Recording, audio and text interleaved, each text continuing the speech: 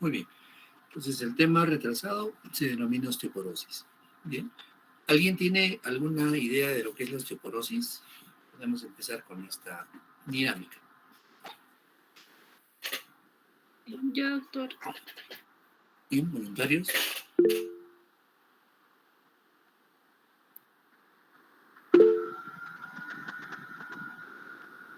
Hola. Doctor. ¿Nombre? Torres Paredes, doctor. Ya, dime. La osteoporosis va a ser una enfermedad metabólica que se va a caracterizar por una reducción de la masa ósea. También se va a caracterizar por un deterioro de la arquitectura del hueso y del número y grosor de las trabéculas, el hueso esponjoso. Muy bien, perfecto. ¿Alguien más tiene otra definición? No, doctor. ¿Sí? ¿Nombre? Joaquín, Flores Mamani, doctor. ¿Perdón? Flores Mamani, doctor. Flores Mamani, dime.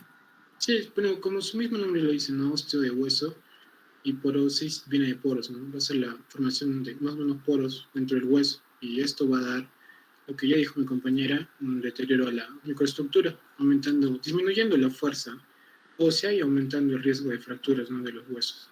Excelente, muy bien. Entonces tenemos varios conceptos, ¿no?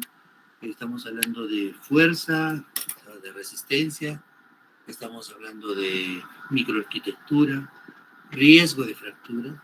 ¿Alguien más? Yo, doctora. ¿Nombre? Dina Italarico. Ya.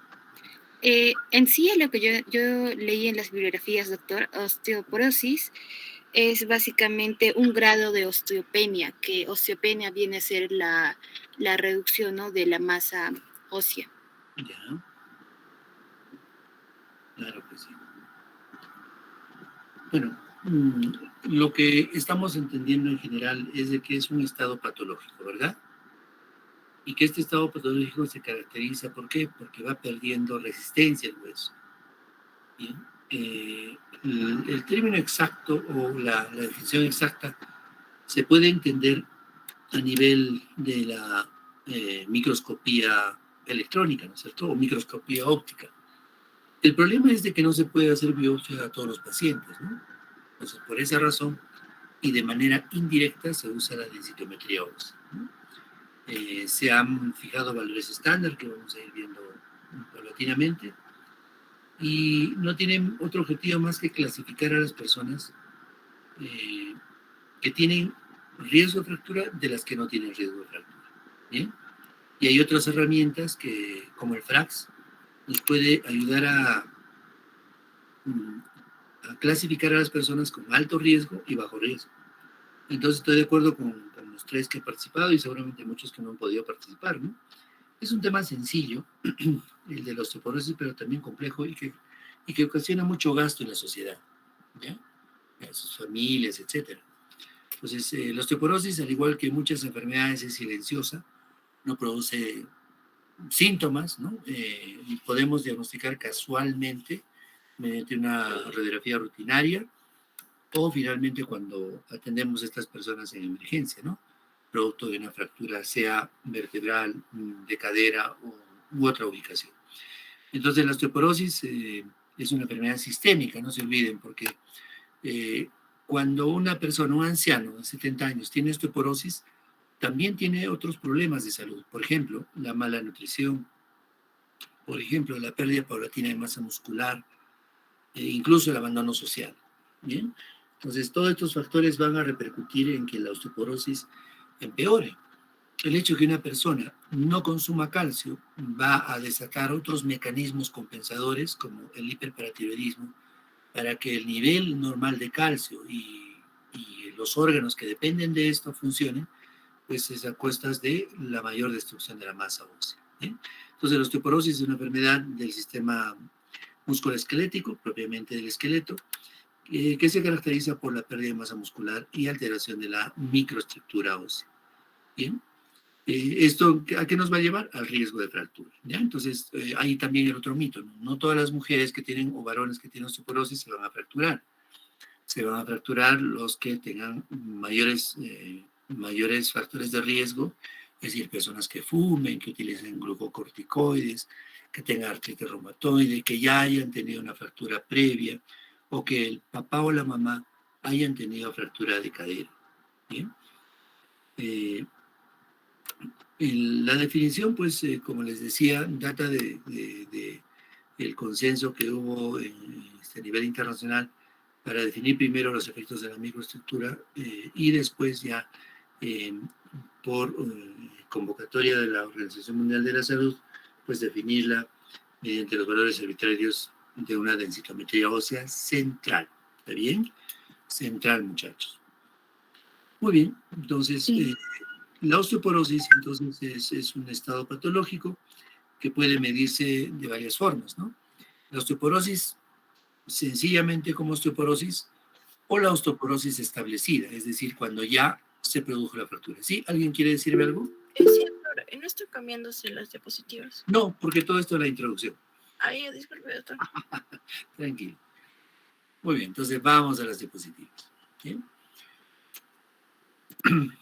La osteoporosis entonces debe de testearse, debe hacerse un screening en mujeres mayores de 55 años y varones mayores de 65 años. ¿Por qué es importante la osteoporosis? Porque su estado y su consecuencia, como las fracturas, incrementa la mortalidad. Vamos a ver dentro de unos instantes las curvas de la mortalidad, ¿no? Que puede, estamos hablando de países del primer mundo, que puede llegar del 20 a 40% en el año. Bien. Puede provocar, ¿no?, otras enfermedades asociadas, otras enfermedades óseas, empeorarlas, ¿bien? Por ejemplo, una artrosis, paciente que ya no se moviliza por una fractura de cadera, va a empeorar el estado de contracturas articulares, por ejemplo. Y esto pues demanda bastante gasto. En promedio, en un país rico, podríamos hablar de entre 50 a 70 mil dólares el costo de una prótesis articular. Ahora, si esto lo traduciríamos en políticas de prevención, pues simplemente el costo sería mucho menos. Como ustedes han leído en las separatas, dentro de la parte de epidemiología, hay muchas de esas fracturas que son prevenibles. Y de esa manera, en Estados Unidos, por ejemplo, se ha creado un servicio, ¿no?, un servicio que se llama Liaison. Es un servicio para prevenir fracturas. Es decir, paciente que tiene osteoporosis, se le llama, se le recuerda la terapia, se le indica, ¿no?, que tiene que seguir con el tratamiento. ¿Por qué? Porque el metabolismo del calcio lo exige. Nosotros perdemos diariamente 1 gramo de calcio, tanto por heces como por orina. Por lo tanto, se tiene que reponer, ¿no? Los jóvenes, bueno, como ustedes, ¿no?, que toman leche, yogur, queso, ¿verdad? Comen carne, comen proteínas, hacen deporte, ¿verdad? Entonces están bien alimentados y tienen buena dentadura. En cambio, las personas mayores, las personas digamos, están entrando en la menopausia, o ya están en la menopausia, o ya en la edad adulta, en la tercera edad, empiezan otros problemas metabólicos, ¿no? Y que de repente desatinadamente les dicen que dejen de comer carne, que dejen de tomar leche, y es más, les dicen que la leche produce osteoporosis, ¿no? Entonces, existe una serie de errores, ¿no?, en nuestra información que en vez de ayudar a la persona mayor, la perjudica, ¿no? La baja actividad física, etcétera, lleva a la pérdida entonces de este equilibrio que hay entre la formación y la remodelación del hueso. Entonces, tenemos que evaluar siempre los factores de riesgo. Como les decía, es una enfermedad silenciosa, no es, digamos, de una manera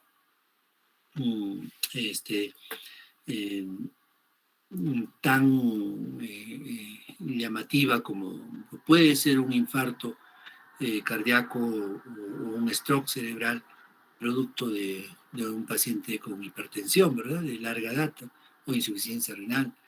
Pero este simple hecho de la poca ingesta de calcio y vitamina D simplemente afecta la arquitectura del hueso paulatinamente. Como saben, cada 10 años se remodela el hueso, igual que también la piel, ¿no? Tiene un periodo de recambio, y lo mismo que el hueso. Entonces empieza a haber una suerte de equilibrio entre la remodelación y la formación del hueso, ¿no? Y la remodelación está a cargo de los osteoclastos y la formación del hueso a cargo de los osteoblastos. ¿Bien? Entonces, en esta diapositiva lo que vemos es un resultado de varios estudios epidemiológicos en el que se ha sumado la mortalidad, ¿no? Y que a partir de los 60 años más o menos en adelante empiezan los picos de mayor prevalencia, ¿no? Fractura de Coles se define como la fractura completa del radio, ¿verdad? Del antebrazo, la fractura vertebral, ¿no? Que tiene hasta 3 picos, y finalmente a partir de los 80 años la fractura de cadera. ¿Bien? Ahora, respecto a esto, también la epidemiología nos da datos interesantes, ¿no? En el norte de Europa predominan las fracturas de cadera en relación al sur de Asia. Entonces, los datos, pues, para entender que la genética y los factores ambientales juegan un papel muy importante, sobre todo el genético, que explica alrededor del 80% de los casos de osteoporosis. Entonces, se han reconocido pues, más de 100 de genes relacionados con la fortaleza del hueso y también el riesgo de fractura, ¿no? O sea, como también hay otros genes protectores del hueso. Entonces, pues hay muchas hipótesis, ninguna se ha llegado a demostrar, pero entendamos también que muy al norte en Europa, los periodos de invierno, etcétera, son más marcados que en otras regiones, ¿no?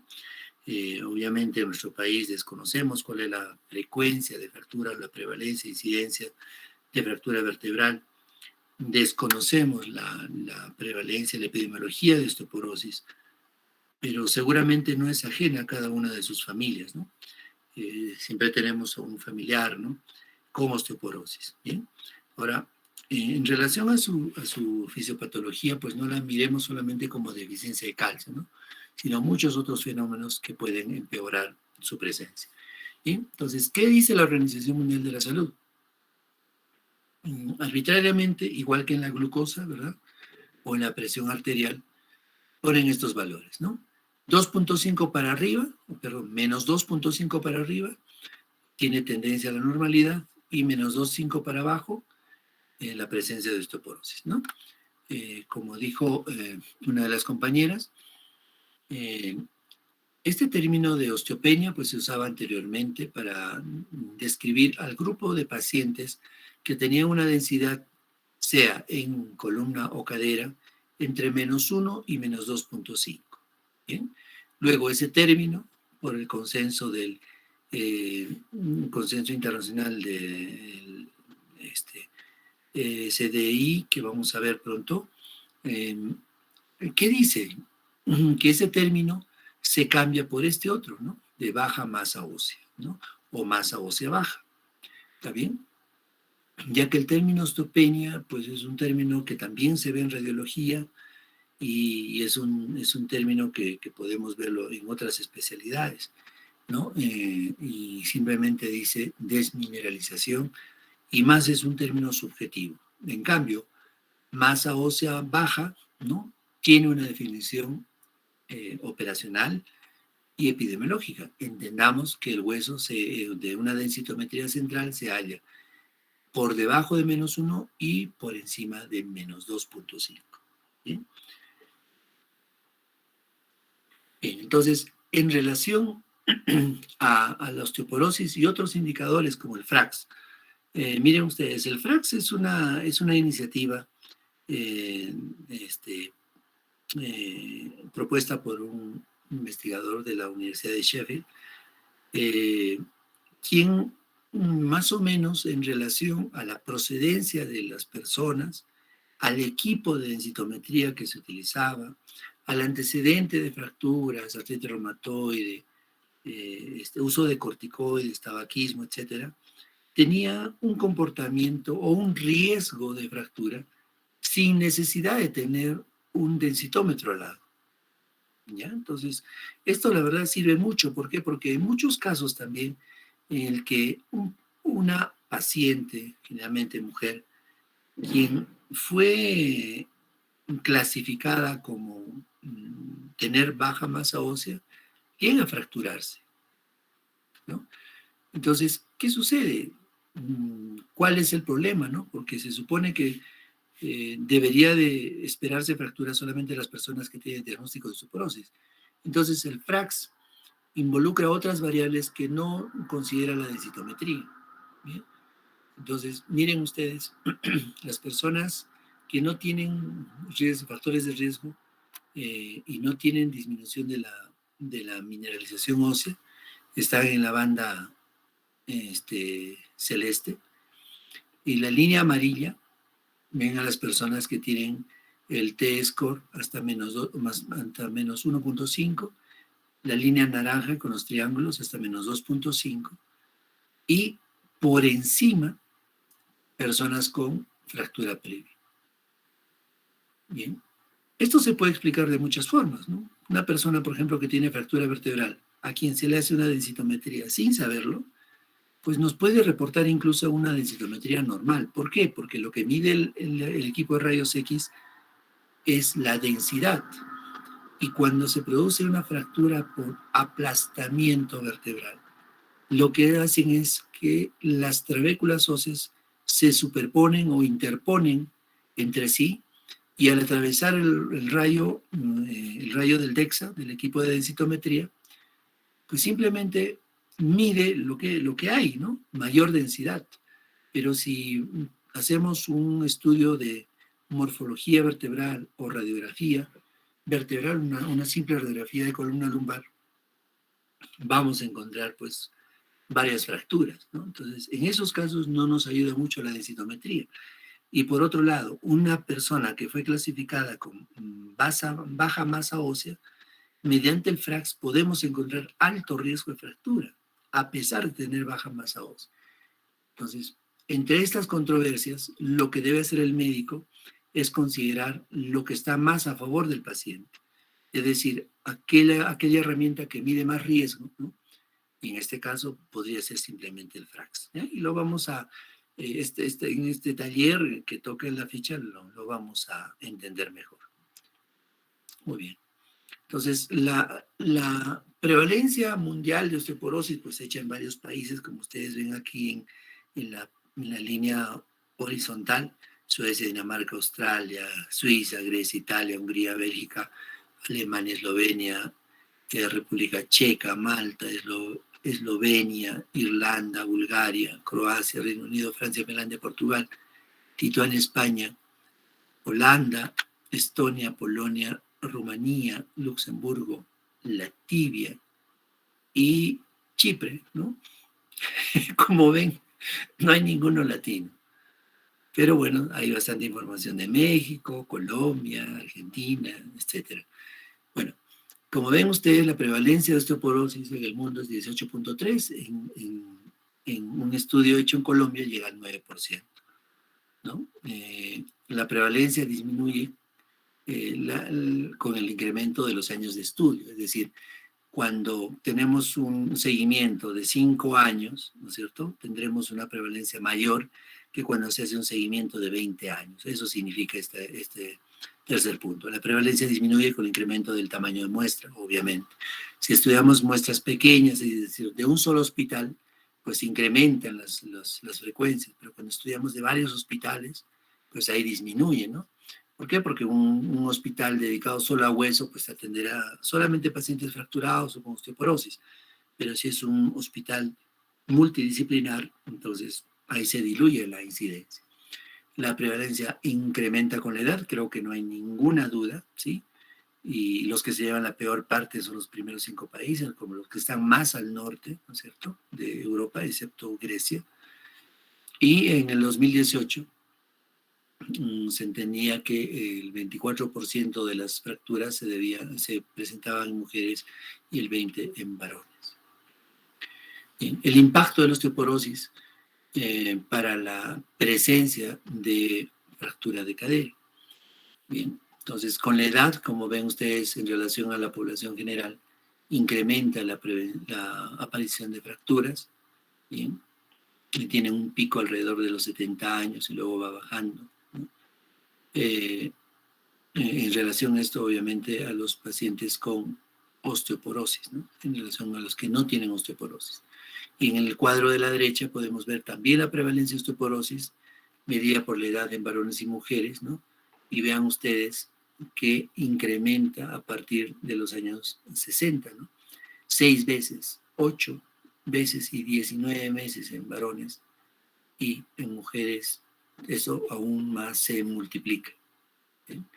Entonces, tenemos que tener muy en cuenta ahora que en nuestro país la expectativa de vida ha incrementado, ¿no? Como sabemos, supera los 70 años, 75 incluso, ¿no? Promedio de expectativa de vida, y eso obviamente acarrea la presencia de otros problemas. Bien. Ahora, ¿a qué nos lleva a qué nos lleva el cambio, la formación de los la alteración del comportamiento entre osteoblastos y osteoclastos, ¿no? Como sabemos, en la gente joven, pues esto lleva un equilibrio, pero paulatinamente se va presentando envejecimiento de ciertas estructuras, alteraciones hormonales como la menopausia, ¿no? que provoca una de las osteoporosis icónicas que estudiamos, va a llevar a la aparición de osteoporosis. Bien, entonces el reclutamiento de los osteoblastos es seguido por la resorción del hueso mineralizado, y existe una fase reversa en que los osteoclastos llegan a un estado de apoptosis y los osteoblastos son reclutados en el lugar. ¿Para qué? Para formar y mineralizar un nuevo hueso, ¿no? En la zona de la resorción, ¿no? Estos se llaman unidades de formación ósea, ¿no? Y un proceso de remodelación y modelación del hueso.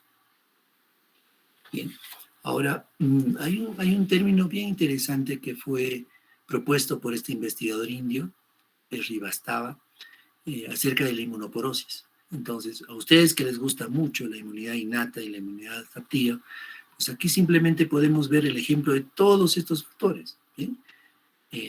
Miren ustedes, vamos a conocer nuevos linfocitos, ¿está bien?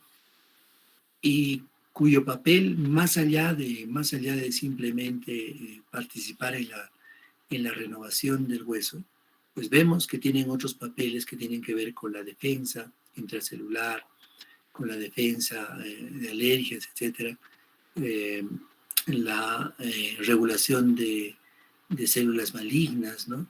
La modulación de la respuesta inmune, la defensa contra organismos extracelulares, el cuidado que tiene el organismo contra la aparición de fenómenos autoinmunes y también contra infecciones virales.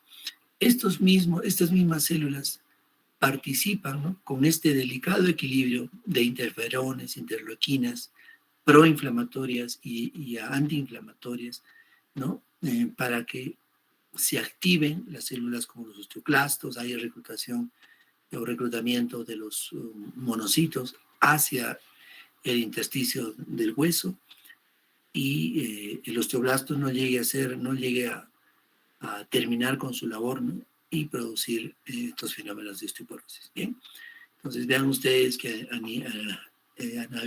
a raíz de una célula virgen y esta antes de una célula pluripotencial, da lugar, de acuerdo a la estimulación de los interleuquinas, a la aparición de otros linfocitos muy importantes en la osteoporosis. ¿Bien?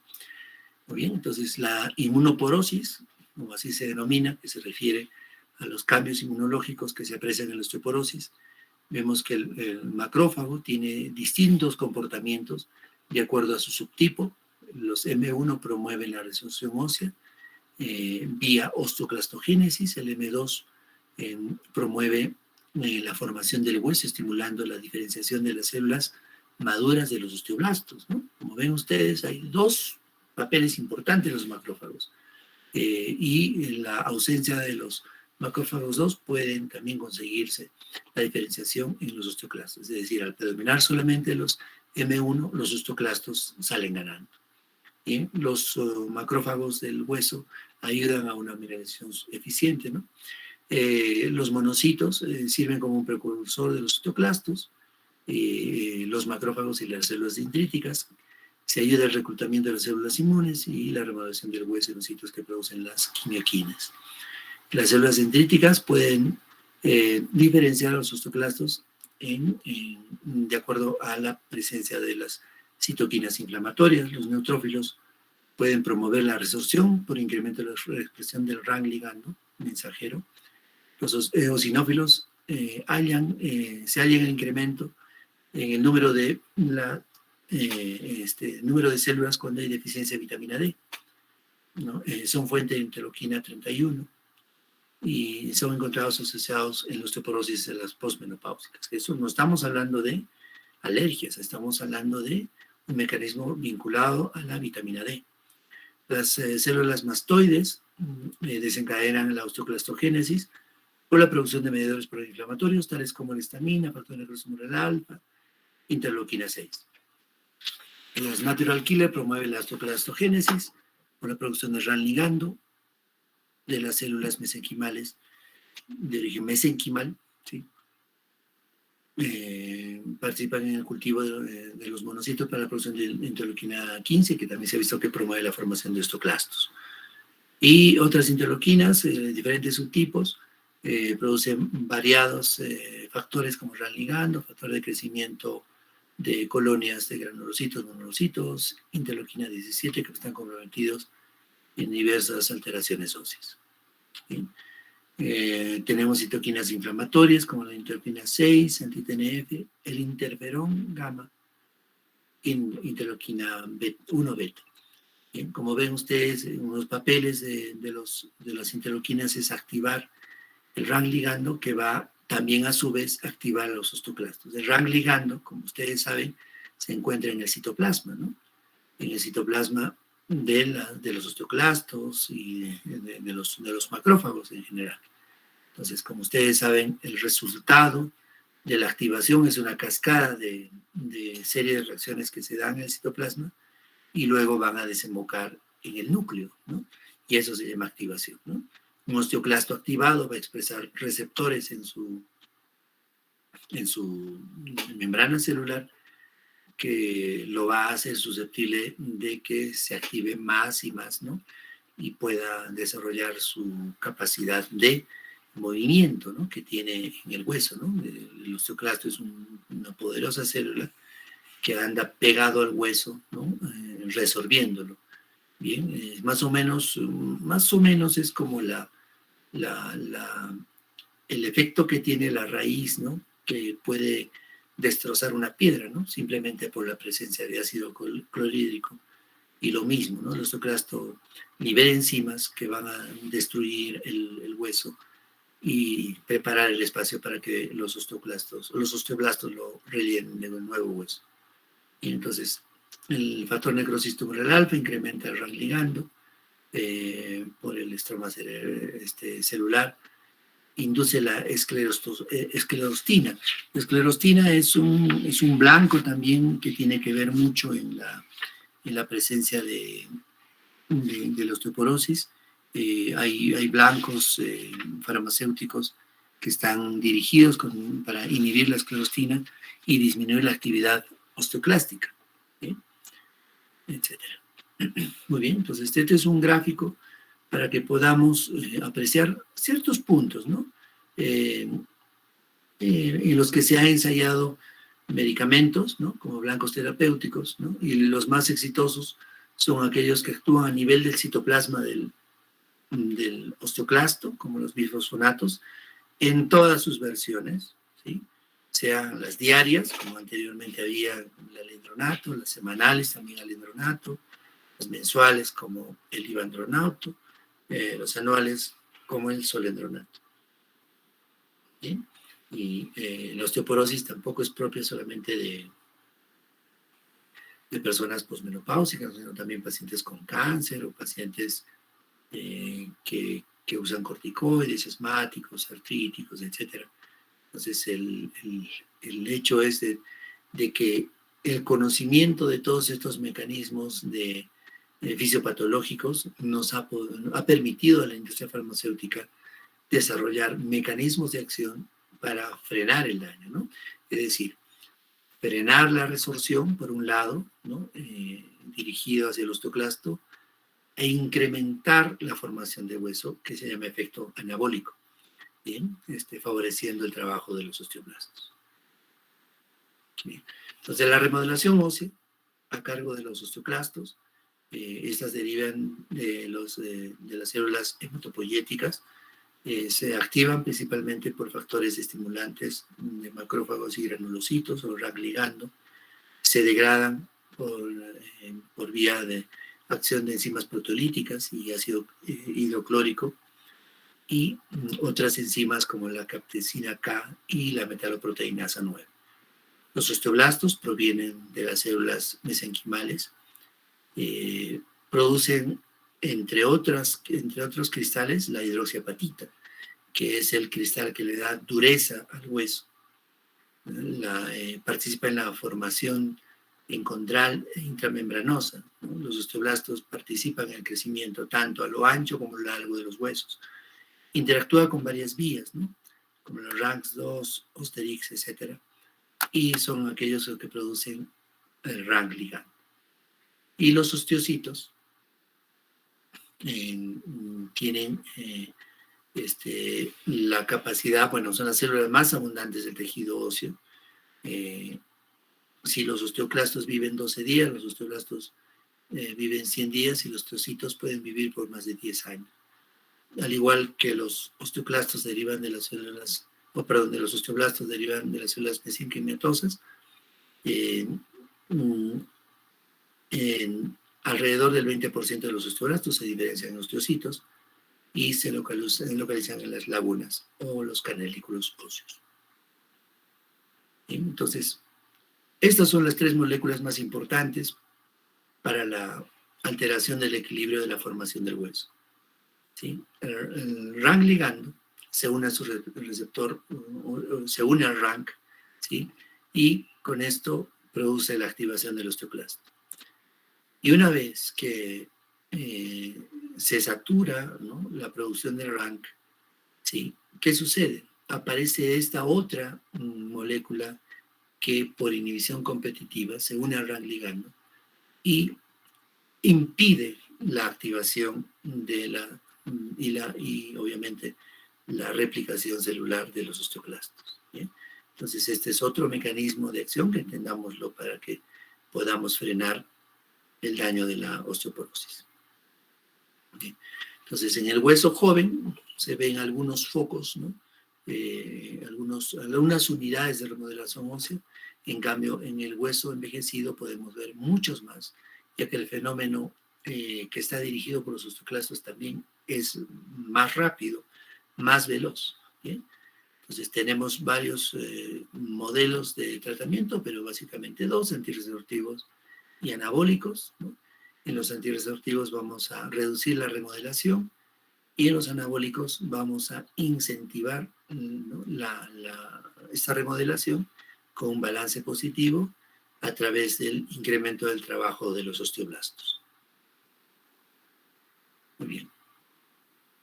Este es un gráfico que nos trata de demostrar cuál es el impacto de tener osteoporosis, ¿verdad?, ¿no?, y la sobrevida a largo plazo.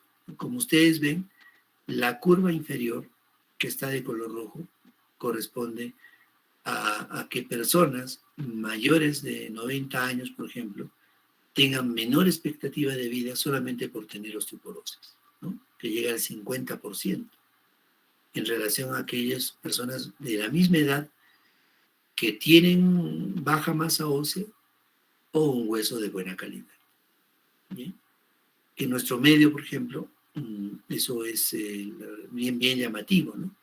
Personas desnutridas, con pésima salud oral, que viven solos, etcétera, están en esta curva roja. ¿Bien? Entonces, esto es un cuadro para reflexionar. Bien, dentro de las alternativas terapéuticas, como les decía, hay 4 bisfosfonatos reconocidos. De ellos, el alendronato y el solendronato son medicamentos muy eficientes, muy eficaces cuando se trata de osteoporosis de columna. El problema va cuando aparece osteoporosis en cadera, ¿no? Donde el alendronato, con ser un medicamento barato, y si es bien seguido, ¿no? Se le educa bien al paciente, pues tiene mayor eficacia que el solendronato, un medicamento más costoso y que se administra anualmente. El risedronato es un medicamento que se utiliza de preferencia en posmenopáusicas, y en cambio el ivandronato solamente tiene efecto para reducir fracturas en columna lumbar, más no en cadera y otro tipo de fracturas, ¿no? Por eso está en color rojo. El inhibidor de RAN ligando, el que se conoce y el que existe en nuestro país es el denosumab, tiene un efecto marcado para producir mayor cantidad de hueso, es un efecto anabólico, inhibe el RAN ligando, ¿bien? Y se utiliza especialmente en 2 situaciones. Cuando los bisfosfonatos han fracasado para prevenir fracturas, y cuando hay otras condiciones como osteoporosis secundaria, por ejemplo, paciente que utilice corticoides. Bien, entonces el denosumab es un medicamento eficaz. El problema es cuando se deja usar denosumab. Entonces, pacientes que utilizaron durante 5, 7, 10 años, al cabo de 5 a 18 meses se aprecia una rápida pérdida de masa ósea. Entonces, en estos pacientes que van a dejar por 1000 razones el denosumab, se les recomienda que cambien por otro tratamiento que puede ser antirresortivo, algún bifosfonato, para que no se vea este fenómeno. Al igual que en los pacientes con bisfosfonatos, también en el denosumab se han visto fracturas atípicas, ¿no? Fracturas, por ejemplo, mandibulares o fracturas de cadera en lugares, en ubicaciones que no son frecuentes. Entonces, no se conoce la causa, pero sí se ha asociado, por ejemplo, en los bifosfonatos con el número de años usados, es decir, a más de 5 años puede incrementar el riesgo de estas fracturas atípicas en el caso de los bisfosfonatos. Entonces, considerar eso. Por eso que actualmente se clasifica a los pacientes con alto riesgo y bajo riesgo. Los que tienen bajo riesgo son tributarios de un tratamiento de hasta 5 años con bisfosfonatos, y los que tienen alto riesgo, pues por más de 5 años, justificando, obviamente. La terapia de reemplazo hormonal. ¿Qué pasa cuando un paciente, a pesar de utilizar bisfosfonatos, llega a fracturarse o tiene varias fracturas, ¿no? Durante el tratamiento? Entonces, resulta que no es suficiente el inhibir la resorción, sino también es necesario promover la arquitectura. Entonces, existen 2 terapias, uno es el teriparatide y el otro es el abaloparatide. Son terapias muy costosas, pero también efectivas. Al cabo de 3 meses podemos incluso ver cambios en la densitometría ósea. Bien, en este momento, por ejemplo, en Juliaca tenemos alrededor de 6 pacientes con esta terapia. Su administración es diaria. Bien, la ampolla precargada viene para 28 dosis. Se tiene que usar entre 18 a 24 meses y luego de eso cambiar con otro tratamiento. Lo que hace el teriparatide es el efecto inverso de la hormona parotormona. ¿Qué quiero decir? Si la parotormona va a producir la destrucción del hueso, ¿no es cierto?, activando los osteoclastos, el utilizar teriparatide o abaloparatide a dosis bajas estimula la acción de los osteoblastos, ¿no? Se puede explicar más o menos, como hemos visto en un cuadro anterior, entre los diversos actuales que tienen los macrófagos M1 y M2. Me pasé a disculpar con la terapia de reemplazo hormonal. Se utilizan estrógenos, ¿no? Pueden ser con o sin progestina, y esto es eficaz en mujeres posmenopáusicas. En los primeros años de la menopausia, que son diagnosticadas de osteoporosis, pues su efecto es válido, pero no se debe usar hasta más de 3 años, sabiendo que los efectos deleterios de una terapia hormonal a más de 10 años incluyen riesgo de cáncer. Otras estrategias hormonales, como los moduladores del receptor de estrógeno, como el raloxifeno, es un agonista del estrógeno, no tiene los efectos deleterios hormonales que tiene los estrógenos, pero sí puede incrementar los bochornos, por ejemplo, las molestias del climaterio en las mujeres. Y sí se ha visto que reduce el riesgo de fractura vertebral, pero no de aquellas fracturas no vertebrales, por ejemplo, costillas, etc. Muy bien. Entonces, terminamos la clase del día de hoy. ¿Alguna pregunta?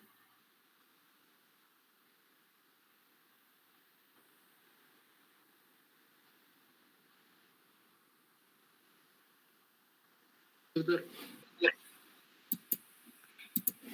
¿me escuchó? Sí, escucho. Sí, doctor, yo tengo una pregunta. Bueno, en este momento no lo hemos tratado, pero había leído de la clasificación, doctor, en primaria y secundaria, y tenía la duda sobre todo en la primaria, porque ahí lo subdividen en dos, ¿no? Lo que son la juvenil y la otra, la posmenopáusica y la senil. Y tenía dudas sobre todo en la juvenil, doctor, porque, bueno, no sé si hay criterios o tal vez esa clasificación ya no se usa, doctor. No, claro que sí.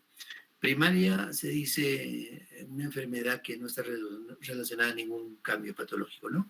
Por ejemplo, diabetes, por ejemplo, tabaquismo, hipogonadismo, etc. Bien, ¿y qué pasa en los jóvenes? Por ejemplo, en las personas de alta competitividad, los deportistas de alta competitividad. ¿Conocen alguno? ¿O alguna?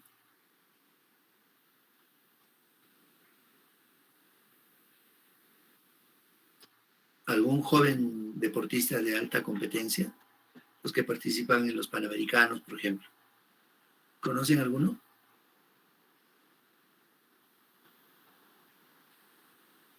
¿No? Bueno, No, vamos a ver a nuestras corredoras, ¿sí? A nuestras campeonas. ¿Qué pasa con ellas? Desarrollan una actividad deportiva tan intensa, ¿sí? Que altera su estado hormonal, ¿sí? Inhiben la hipófisis.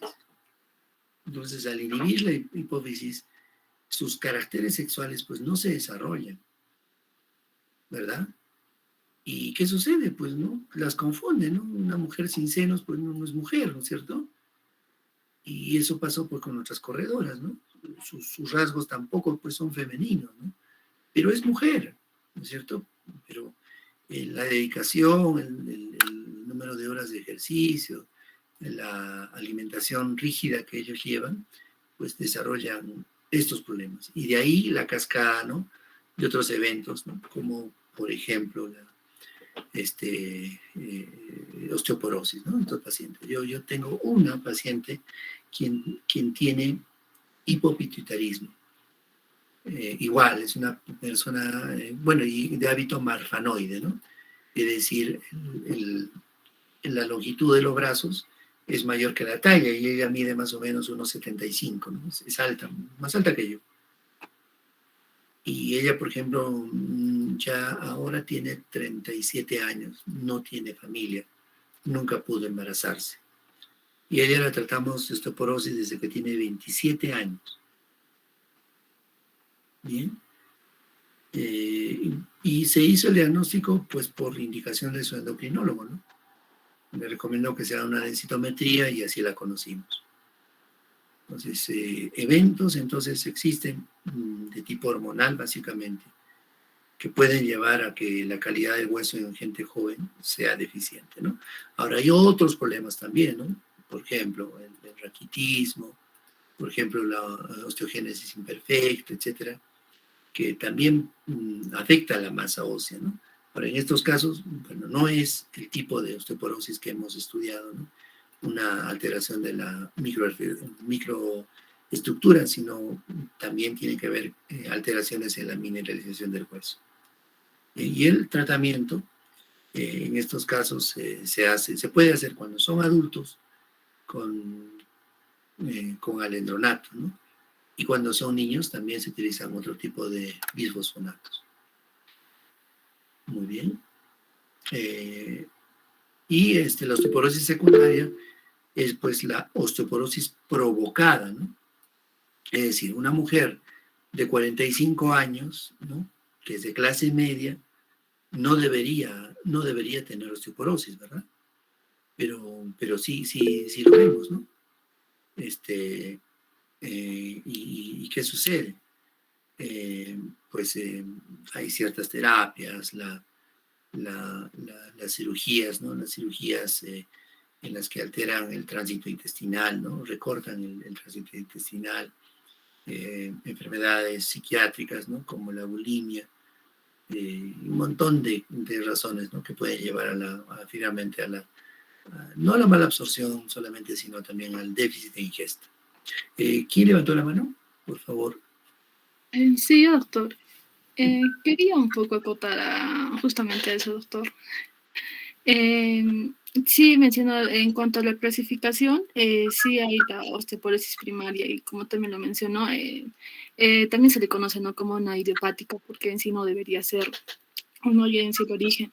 Y en cuanto a la osteoporosis secundaria, sí está más asociado al consumo de fármacos o a enfermedades endocrinológicas, también a enfermedades reumatológicas. Claro que sí. Ahora, ahí, por favor, quiero que tome en cuenta algo importante. Cuando usted se encuentre una persona con osteoporosis, siempre se tiene que ver también el fondo, ¿no? Quiero incidir en la mala nutrición, ¿ya? ¿Por qué? Porque nuestra gente pues vive desorientada, ¿no? Porque no tiene un médico al lado. Le hacen tomar leche de soya, leche de almendras, leche de coco, y no sé qué otras leches se inventan, ¿verdad? Y estos productos pues no están en la tabla de requerimientos de calcio. Bien, es mejor tomarse quinoa, un jugo de quinoa con leche, o leche sola, o quinoa, que los otros productos que pueden ser más costosos y no son nada nutritivos, ¿no? El yogur, pues también que sea de procedencia conocida, ¿no? Porque si la leche Gloria no es leche, el yogur Gloria no sé si será yogur, ¿no? Entonces tenemos que saber elegir el alimento para el paciente, ¿ya? Etcétera, ¿no? ¿Qué veo yo en mis pacientes? Los niveles de vitamina D se promueven, bueno, que son bajos, ¿no? Pero si somos justos, los niveles de vitamina D, por lo menos el 90% de mis pacientes tienen entre 30 y 100, en ese rango. Pero lo malo es de que su valor está en el rango inferior, está en 31, 32, 33, 34, la mayoría. Hablaré de menos del 2% que tiene más de 40, considerando que es hasta 100. Entonces, definitivamente, sí, podemos decir que hay una pseudo deficiencia, ¿no? Pero ¿cuándo pedimos los niveles de vitamina D? Cuando ya tiene el diagnóstico de osteoporosis o cuando usan corticoides. Entonces, se sabe que el corticoide disminuye la absorción de vitamina D y obviamente sin vitamina D no hay absorción de calcio. Entonces, eso por favor ténganlo en cuenta, ¿ya? Ahora, la vitamina D es una prueba costosa si lo hace en cualquier laboratorio menos en mi centro. Hemos hecho un esfuerzo para que la gente pueda hacerse vitamina D sin necesidad de gastar demasiado dinero. El otro aspecto son pacientes con hipocalcemia. Bien, vienen pacientes con 8, con 7.5, etcétera. Es increíble, pacientes que sufren de calambres, ¿no? Contracturas musculares, ¿no? Y eso también hay que tenerlo en cuenta. Bien, y obviamente en ellos su ingesta de calcio es pobre. Esto se suma tanto a la deficiencia de vitamina D como sí o no haya hipocalcemia, pacientes con hiperparatiroidismo, que en este caso sería secundario, ¿no? Secundario a la deficiencia de calcio finalmente, ¿no? Que conlleva la deficiencia de vitamina D. Deficiencia de magnesio, ¿no? Entonces la vitamina D no solamente promueve la absorción de calcio, sino también magnesio y otros oligoelementos. Y otro factor importante que es, el fósforo también, no se olvide, otro factor importante de pacientes con osteoporosis e incluso fracturas es la hipercalciuria. Entonces, pacientes que tienen pérdidas de calcio más allá de lo normal, es decir, más de 300 miligramos en orina de 24 horas, también, pues, lamentablemente, son tributarios de osteoporosis. ¿Ya? Entonces, tengan en cuenta esto cuando estén frente a un paciente con osteoporosis. En nuestro medio casi nadie fuma. Creo que los únicos que fuman son ustedes, ¿verdad? No se preocupen. Todos cuando fuimos jóvenes hemos fumado, pero después, como no es una costumbre, no es un hábito cultural, se abandona. Entonces deja de ser un factor de riesgo. Por otro lado, pues la pésima alimentación de nuestra gente desfavorece, ¿no? Y el hecho también que nuestra gente ande muy abrigada, ¿no? Y no permite que su piel contacte el sol, también es otra forma de tener deficiencia de vitamina D. Nuestro pobre consumo de pescado de mar me refiero, ¿no? Igual, ¿no? Eso también afecta, ¿no? nuestra nutrición y bueno, se comporta como un factor de riesgo para osteoporosis. Entonces, como osteoporosis secundaria tenemos muchos ejemplos, ¿ya? Y la verdad, cuando se habla de osteoporosis idiopática, eso generalmente se halla en varones, ¿no? Nada más que en varones, donde no hablamos de menopausia y otros factores, ¿no? Que son propios de la mujer. Y sí, el hipogonadismo es bastante frecuente, ¿no? Y eso se van a dar cuenta ustedes, personas que no tienen vello facial, ¿no? Que su voz es una voz aguda, ¿no? Su piel es una piel tersa, ¿no? Se van a dar cuenta ciertos varones, ¿no? Que padecen estos problemas, ¿no? Y el tratamiento es la administración de testosterona, ¿no? Cada 28 días. Muy bien, otra pregunta. Antes de pasar al taller, tenemos 2 minutos. Doctor, buenas noches. Dime, Rubí. Quería preguntar acerca de los factores de riesgo. ¿Cuál es el factor de riesgo más importante para la osteoporosis? La edad. La edad. Y eso va muy en relación con la menopausia. Claro que sí. Doctor. Pero leí algo de un factor de riesgo que sería la masa corporal. Ya. ¿Cómo se explica cómo se explica ese factor de riesgo, doctor? Sencillo. ¿Qué puedes romper más fácil? ¿Un hueso de elefante o un hueso de ratón? El de ratón. Así es, ahí está tu respuesta. Las mujeres pequeñitas tienen más riesgo de osteoporosis, las mujeres delgadas tienen más riesgo de osteoporosis. Así es. Así es. Y en Puno tenemos muchas mujeres pequeñas. Entonces, sí, eso es un factor de riesgo. ¿Ya? Chicas, tomen leche, por favor, o queso, o yogur, pero un yogur, como les decía, de buena procedencia. Aliméntense porque ustedes hasta los 35 años van a ahorrar calcio en su banco, es decir, en los huesos. Y después de eso vienen las pérdidas. Yo sé que ustedes no van a tener 4 hijos, 5 hijos, ¿no? Tendrán 1 o 2 en promedio, ¿verdad? Entonces, ya el número de embarazos no será un factor de riesgo.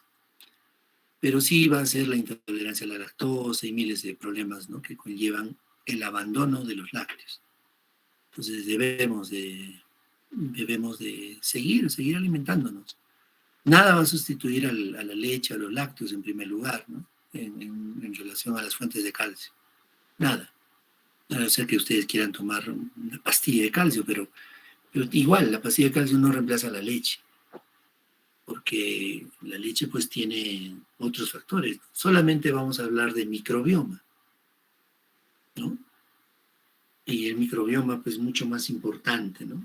Cada vez es más importante para evitar la aparición de enfermedades. Es decir, cuanto más naturalmente nos alimentemos, va a ser mucho mejor y no consumamos químicos, ¿ya? De esa manera preservamos el microbioma. El desequilibrio del microbioma, la aparición de Probotella copri, se relaciona con la aparición de artritis reumatoide temprana. ¿Está bien? Entonces, mantengamos una dieta natural. Nosotros que vivimos en Puno, es una virtud finalmente. En el mercado encontramos todo fresco. Entonces, aprovechemos de esa ventaja. ¿Ya? ¿Otra pregunta? Listo, no hay más preguntas. Muy bien, ahora vamos a pasar al taller. ¿Ya? A ver. Ah, no, miento. Antes del taller, tengo que explicarles algo. ¿Han leído la posición oficial de la Sociedad Internacional de Osteoporosis o Densitometría?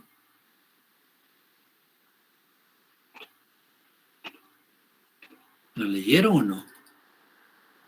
Que eso era para el taller.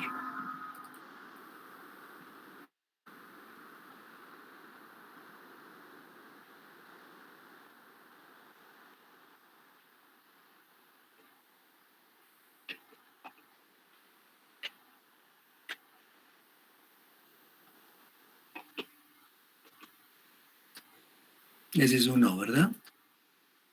Ya, chicos, estoy en deuda con ustedes, así que por ahora les voy a facilitar la vida, ¿ya? Van a disculpar porque el día viernes tuve que viajar a Cusco, ya que el vuelo se suspendió hasta el 5, dicen, acá en Juliaca. Tenía un vuelo programado para estar en Lima el viernes. El sábado tenía un compromiso con mi sociedad en el curso de actualización de reumatología. Tenía que presentar a 3 médicos extranjeros, así que tenía que estar. Claro, no era presencial, pero obviamente se alteraban todos los planes. ¿Ya? Y agradezco su comprensión. Muy bien, entonces vamos a ver. ¿Ven esta imagen? Sí, doctor. Perfecto. Listo, la vamos a lecturar, ¿ya? Entonces, el ISCD es la organización con mayor prestigio para dar las pautas en relación a la densitometría ósea. Su calificación o la certificación más o menos vale $800, ¿no? Para que tengan una idea, para poder ser reconocido como un experto en densitometría, una persona que puede leer y puede interpretar una densitometría, ¿ya? Entonces, este organismo participa con otras sociedades. Por ejemplo, alguna vez vino a la Sociedad Peruana de Reumatología y hizo una capacitación, tomó unos exámenes, etcétera, y varias personas aprobaron, ¿no? Para poder ser densitometristas, ¿bien? Entonces, como vemos acá, a quienes se les indica densitometría ósea, ¿sí? ¿A quiénes? A mujeres, como hemos leído, que son mayores de 55, ¿verdad? En la diapositiva, y varones mayores de 65. Esto yo creo que sí podemos discutir, ¿ya? Yo creo que sí podemos tomar la edad de 55, debido a que hay mujeres que apenas tienen 50 y ya tienen osteoporosis. Entonces ese es el momento para intervenir, ¿sí? Las mujeres posmenopáusicas mujeres jóvenes y que tengan mayores de 65 años con una prueba de densitometría que está indicada si tiene factores de riesgo, ¿no es cierto? Baja masa corporal, ¿no es cierto? Es decir, las personas que tengan un índice de masa corporal por debajo de 18, ¿está bien? O sea, personas desnutridas, en otras palabras, ¿no? Una fractura previa, pero esta fractura tiene que ser una fractura especial, ¿no? Que se llama fractura por fragilidad, ¿está bien? ¿Han escuchado ese término? Sí, doctor. ¿Cómo se define? ¿Sabe alguien? ¿Qué es una fractura por fragilidad? Doctor, creo que son fracturas cuando son en situaciones, podríamos decir, comunes, ¿no? Y sí, doctor, serían las que ocurren espontáneamente o por un trauma menor, como dijo mi compañero, podría ser por una caída desde una altura, o sea, pequeña. Excelente. Una altura no tan alta, ¿no? Una altura baja. La altura se define como por debajo de la cintura, ¿ya? Es decir, una persona que está caminando y se resbala, ¿no es cierto? Más no así una persona que está corriendo, ¿no? Porque ahí se aplican otras fuerzas, ¿verdad? Una caída en las escaleras, una caída de un piso hacia el otro, ¿no es cierto? Eso no. Entonces, una fractura que se produce por caída de una distancia menor que de la cintura de la persona, ¿ya? Medicamentos que produzcan alto riesgo de osteoporosis, como ustedes saben, son los gluco, los que más producen osteoporosis. ¿Alguien puede dar otro ejemplo de medicamentos que puedan causar alto riesgo y que sí vienen muchos pacientes a la consulta?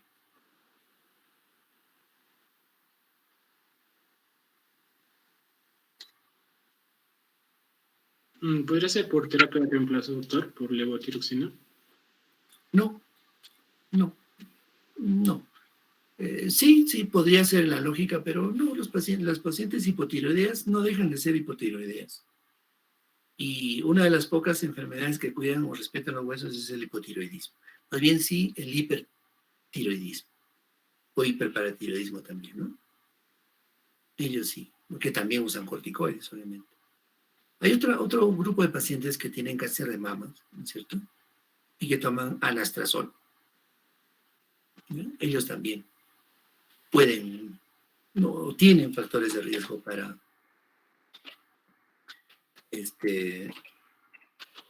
la osteoporosis.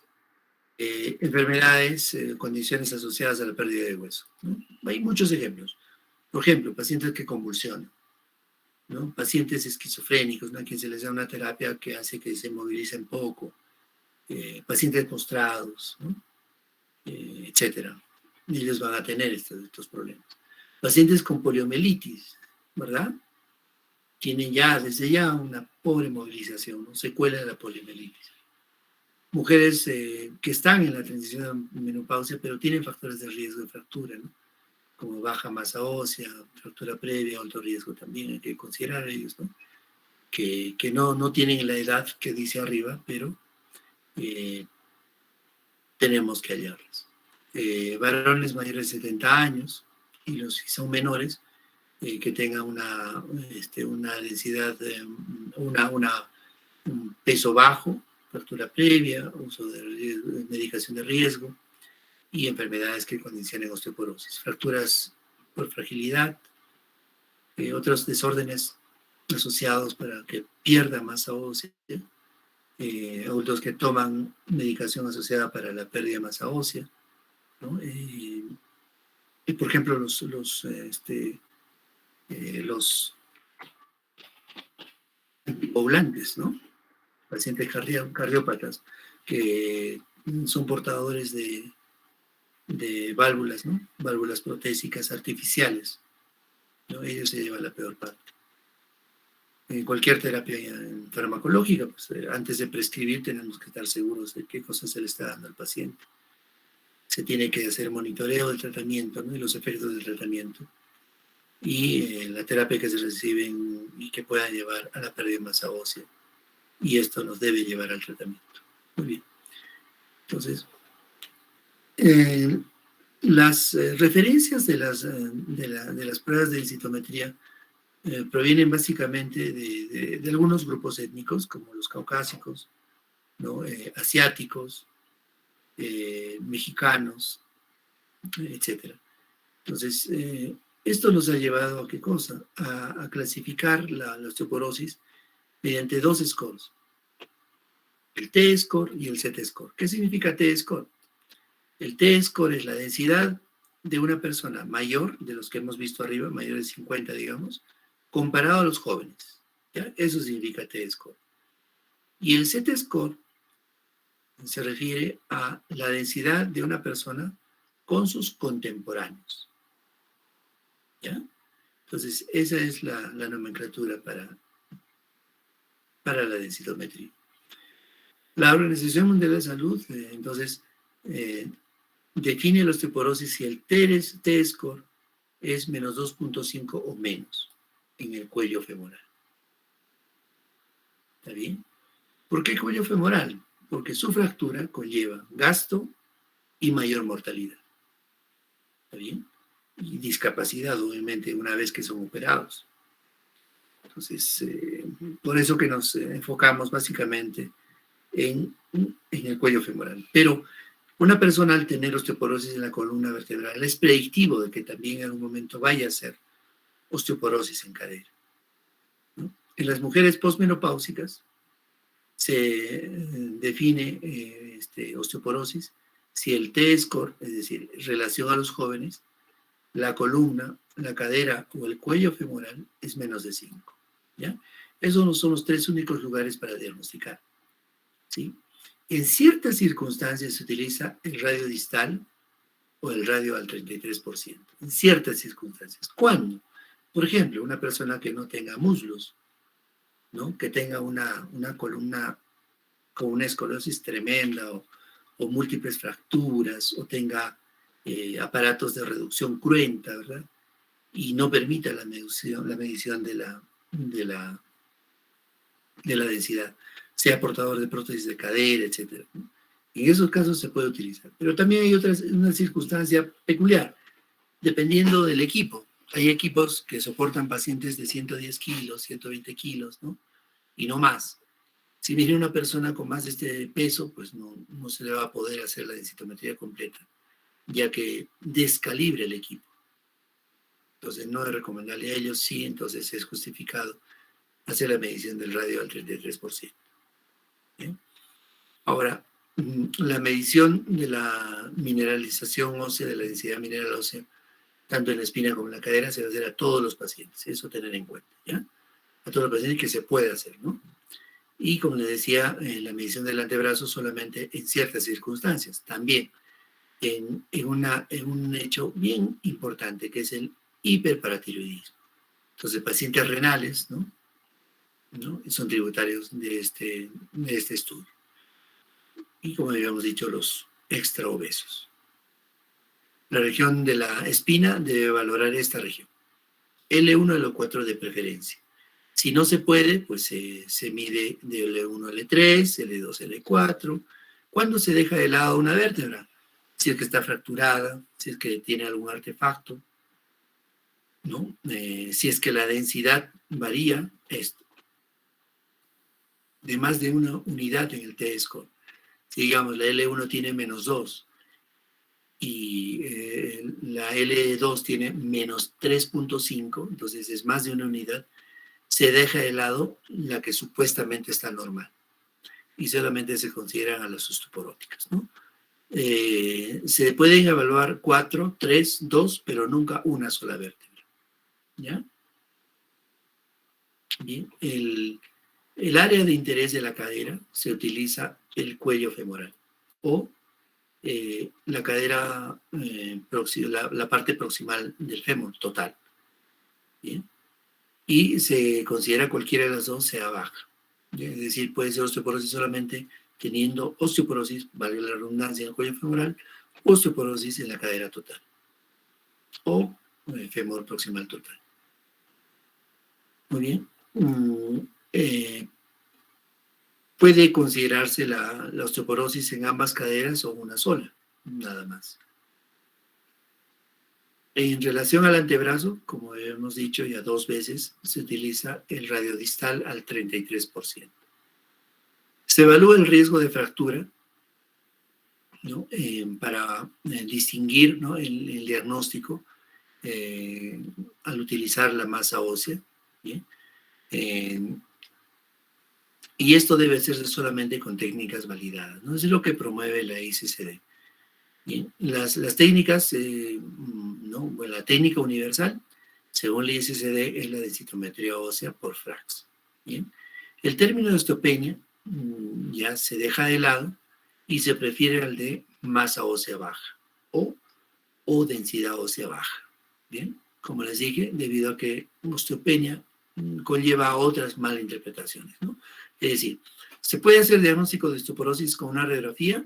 La respuesta es sí, cuando vemos una fractura. Pero hacer hacer diagnóstico de osteoporosis a partir del término osteopenia, no. ¿Está bien? Es decir, si ustedes por casualidad conocen a un radiólogo que dice, ¿tiene osteoporosis? ¿Por qué? Porque tiene osteopenia. Pues no es lo correcto, ¿ya? Entonces, como ustedes saben, el término de osteoporosis es la medición semi-cuantitativa, ¿no? Del estado del hueso que se relaciona con riesgo de fractura. Bien, entonces el reporte en las personas postmenopáusicas y en los varones mayores de 50 años se prefiere el T-score, ¿no? Entonces, ¿qué significa? Si viene una persona de 25 años para hacerse el estudio de densitometría, no se toma el T-score porque se supone que estamos comparando con gente joven. Solamente el T-score se usa cuando se está estudiando a gente mayor. Bien, cuando se utiliza a gente joven, ¿sí? Se utiliza el CT-score, ¿ya? Es decir, compararlos con sus congéneres, ¿no? ¿Y qué se utiliza? El cuerpo entero, dejando de lado la cabeza, ¿ya? El cuerpo entero no se mide columna ni cadera, sino el cuerpo entero, dejando de lado la cabeza. Muy bien. Básicamente esa es la posición. Esto ya es la parte técnica de cómo se calibra el densitómetro. Pues que cada equipo tiene un calibrador, se debe hacer de preferencia diariamente, utilizando el Phantom, ¿no? Se escanea el Phantom, obviamente, que simula la densidad de la columna, y bueno, el equipo automáticamente se va calibrando de acuerdo al Phantom, ¿no? Se tiene que hacer una medición de la precisión intraobservador e interobservador, ¿no? Y aquí están los números recomendados. Se tienen que utilizar 15 pacientes, a cada uno 3 veces, ¿no? O 30 pacientes a cada uno 2 veces, ¿no? Y cada uno tiene que tener una variación, miren ustedes, no más del 2% en columna o cadera, y no más del 2.5% en cuello femoral, ¿no? Si esto no lo logra un tecnólogo, ¿no? Una persona que realiza las densitometrías, se dice que es una persona calibrada, ¿está bien? Y bueno, sus resultados obviamente son confiables para que luego se haga una correcta interpretación. ¿Bien? ¿Y por qué es importante esto? Porque cuando se hace una densitometría y se interviene con el tratamiento, se solicita un nuevo control al año, ¿no? Y se supone que el resultado, ¿no? Debería de ir en incremento de la masa ósea, si es que el paciente ha cumplido adecuadamente y se han corregido los factores que han llevado a la osteoporosis, ¿no? Como la hipercalciura, la hipocalcemia, la deficiencia de vitamina D, etc. No se ha corregido el hiperparatiroidismo, se ha mejorado la masa muscular del paciente, ¿no? Ya no se le prohíbe comer carne, sino ahora ya come carne como si fuera puneño, ¿no es cierto? Entonces ya se alimenta mejor, ya mejoró la dentadura, etc. Entonces sí, es importante esto, ¿ya? Tener en cuenta. Y como le digo, ya lo que está acá atrás es la parte operativa, ¿ya? Entonces vamos a repasar.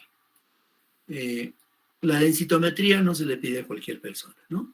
Viene un jovencito que le duele la espalda y quiere saber si tiene osteoporosis. ¿Le piden densitometría? No, no, doctora. No, ¿Y si es una fractura? Poco probable, ¿verdad? Poco probable. Así es, chico. Está bien, ese no me gusta, ¿ya? Yo tuve muchas experiencias, ¿no? De gente joven que quería que se le haga una densitometría. Realmente, pues, no tenía los criterios, ¿cierto? Aquí no está el número de embarazos, ¿verdad? Más de 4 hijos, ¿verdad? Y también hay un grupo de profesionales de la salud que piden bastante densitometría, y son los dentistas, ¿ya? Eso hay que tener también en cuenta. Cuando los pacientes van al dentista y el dentista, ¿no?, les pide densitometría, hágansela, ¿ya? ¿Por qué? Porque el dentista ve otras cosas que nosotros no cotidianamente. Para empezar, nosotros revisamos la cavidad oral, solamente vemos los dientes de adelante y el paladar, ¿no es cierto? La faringe y nada más. No les importa la lengua. Bueno, a algunos nos importa la mucosa, si hay úlceras, si no, y punto, ¿no? Pero el dentista pues repara más, ¿no?, en la calidad del hueso, ¿no? Si tiene resorción o no, si tiene enfermedad periodontal o no, puede estar relacionada con otras enfermedades como esquizofrenia, abortos recurrentes, artritis reumatoide, etc.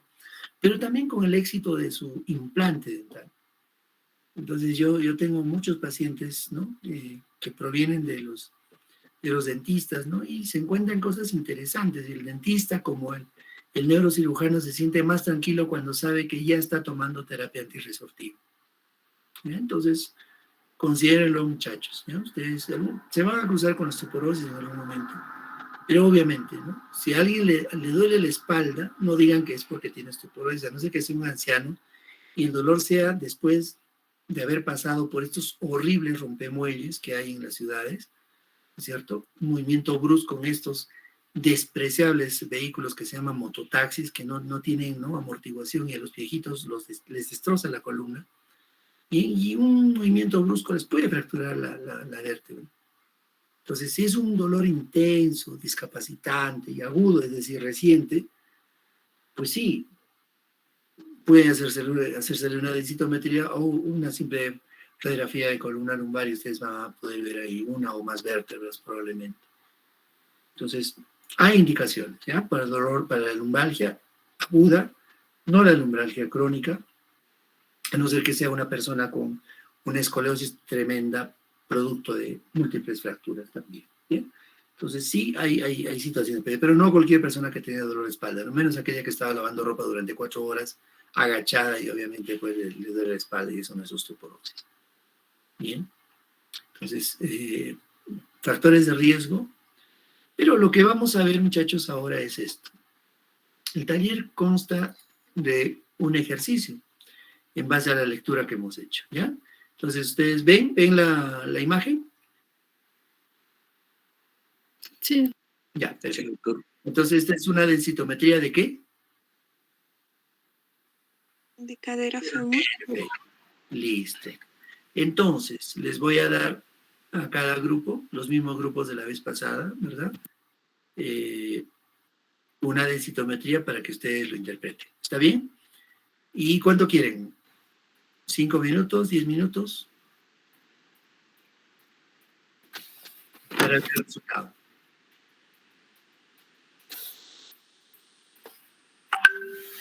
¿Están listos, no? ¿O tienen alguna duda? Doctor, ¿qué es lo que vamos a hacer con las densitometrías en sí? Un informe. Un informe.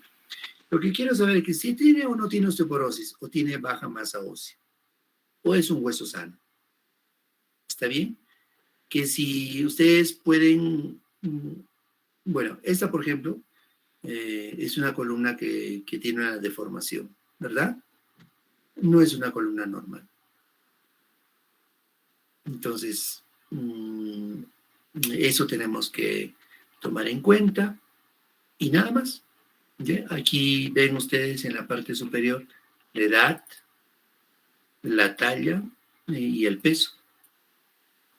Así que Saquen sus conclusiones, ¿ya? Y luego de eso vamos a hacer el FRAX, ¿ya? Esa es otra herramienta que les había dicho, que se puede hacer con densitometría o sin densitometría. ¿Está bien? Entonces, les voy a dar 15 minutos. ¿Está bien, muchachos?